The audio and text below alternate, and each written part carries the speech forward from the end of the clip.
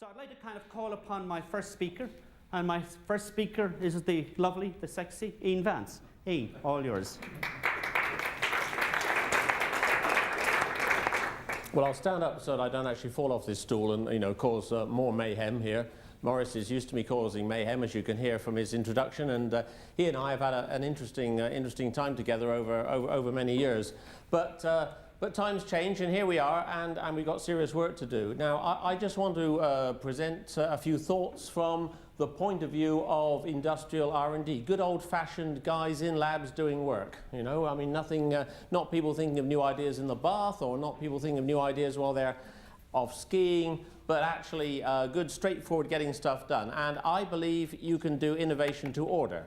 We used to do innovation to order quite regularly, happily, and routinely in our large industrial laboratory, because we had the right people with the right brains, with the right connections, and more importantly with the right colleagues just around the corner to ask a question on almost any topic you wanted to think about. So whether it was creating an entirely new business area, whether it was creating some new product line for an existing business area, or whether it was just simply solving a specific problem in a particular product or service, because obviously in the telecoms industry that I come from, service is as important as equipment.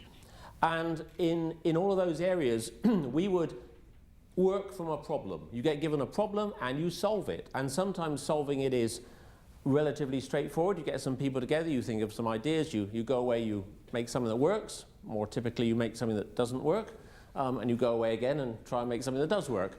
But sometimes that isn't enough. Sometimes you have to delve deeper into the science base. You have to go and say, okay, actually we need something that works twice as fast here, or we need something that actually has some other peculiar characteristics that heretofore have not been recorded. And you have to go and delve into the science and actually find somebody who knows something about materials, or something about processes, and actually make a new component, make a new widget that you didn't have before. But in the context of the big industrial laboratories that we used to have, and widely across the world there were, but a lot of them have disappeared, like Bell Labs and so on, that did so much good work. In that context, one of the real characteristics that worked, as I just said earlier, is that you had an enormous variety of different people just around the corridor somewhere. And if you wanted to know how to do something, you could walk around the corridor and find somebody who actually knew about semiconductor processes, or some chemistry that was involved in metalloorganic CVD, or some other sort of esoteric type area. And you could easily explore the limits of what that meant. If I go and say, can I do this? The answer to that question is usually a, well, depends, sort of thing. But you have to calibrate that depends thing to find out whether the depends things means, well, if we try hard, we might be able to make it work in 3 months, or actually depends, it's really quite difficult, and actually we might try hard for 6 years and still not get anywhere. And that calibration, and to make that calibration is really important. And if you don't know the people personally really well, it's quite difficult to make that calibration if you're a project leader or a manager trying to understand whether this stuff is actually going to work or not. So what's happened recently is we've had a big disaggregation of industrial activity. We've got a lot of subcontracting, we've got a lot of things that are taken off to other areas, and we've got a lot of specializations working. Now, that can still work. I mean, a supplier-consumer relationship can still work in the sense of you go and talk to the technical guys at your supplier and say, can you do this or whatever, but you're a step further removed. And there's commercial issues somewhere in the middle.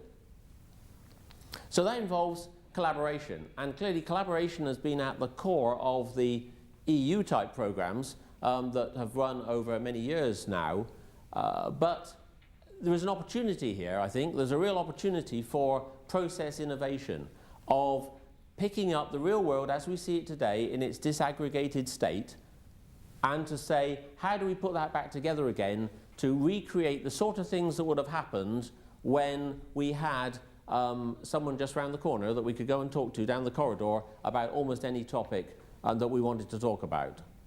And clearly there's a place for lots and lots of feed-ins to that process. I mean, clearly academia and the universities have a strong feed into that, and interacting with them is something that's really important. But also, we want to work up and down the value chain. We want to work with SMEs. We want to work with which have their own issues and require their own special arrangements to make things work. But coming back to my original point, I think we can innovate to order. We can do anything we want to do. You know, we just have to decide what the hell it is we want to do, right?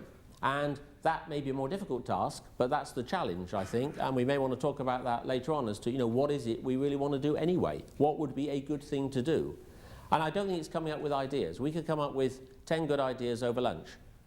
Maybe we could do that, come up with 10 good ideas over lunch between all of us. It'd be an interesting challenge. But it's not really ideas that's the thing. It's not the new ideas, right? It's the straightforward process of getting on with it and just getting something done, getting something out of the door, and as my old boss used to say, something we can sell on Monday, right? Not just something that's going to sit somewhere in the lab and we're never going to do anything. What can we sell on Monday is the output from the R&D. And I say that as a pure techie who comes from the real R&D background in the world. What can we sell on Monday? That was always the interesting bit to me. What could we get done? So I'll leave you with those thoughts, and we can debate some of those after we've had some other inputs later on today. Thank you.